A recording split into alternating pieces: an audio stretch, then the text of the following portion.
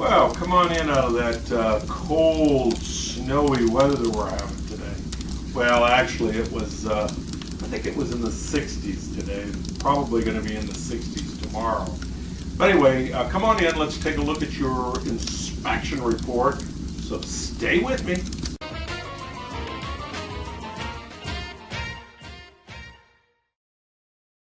Okay, now let's take a look at the inspection report and see how it reads out. This is a generic report. This is exactly what you will get, only your information obviously will be filled into all these blanks.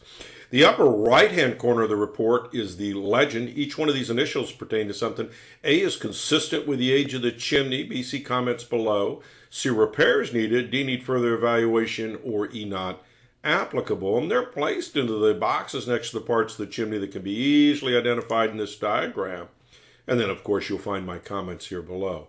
Now, let's take a look at your personal report. So stay with me. Hey, Frank, it was great to see you out at the house today.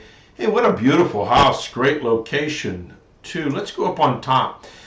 They call these traditional caps. They were real popular in the 70s, maybe in the 80s. I sold and installed a few of them in the 90s, maybe the early 2000s.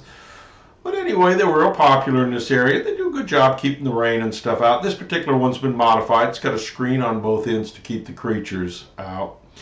Also, as you look around, you can see all the problems that it's had over the years with that soft brick. That's what's made up. That chimney is made up of soft brick that absorbs moisture. And in the winter time, when it freezes, any trapped moisture pops the faces off. And you can see where people have repaired this this chimney in order to keep the water and stuff from actually getting into the body of the chimney. So anyway, some of it looks okay. Some of it's growing some plants in it. You can see that. My recommendation here is to power wash it to knock the plants and the dirt and stuff off. It will also knock any loose cement off. Then come back and patch it and seal it up with a masonry sealer. Mason probably charge you around $500. I wrote that in for you just in case that's something that you want to do. It's been like that since the house was built, so it's not something you have to get all crazy about, but it is something that needs to be repaired. It is maintenance, of course, on your house. Beautiful fireplace, beautiful glass door set here. Got a crack going up above it. You can see here, this is kind of a close-up of it. This comes from over-firing the fireplace. It can come from settling, but that's not the case in this case. This came from over-firing the fireplace, which makes perfectly good sense. It's a huge fireplace.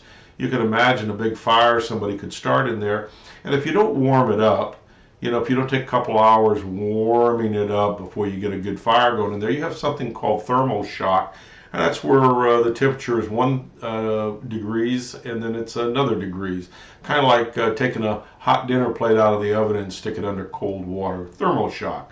That's what's caused this. Doesn't seem to be causing any problems. You're not missing any mortar or anything like that. It's just a crack in the brick and the mortar joints. Dampers working well. No problems with that. Flue system. Here's what the smoke chamber base of the flue looks like. Here's what the flue itself looks like.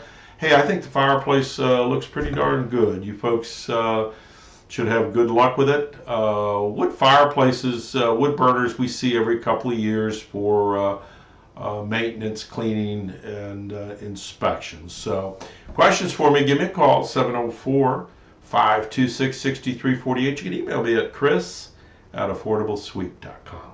Thank you.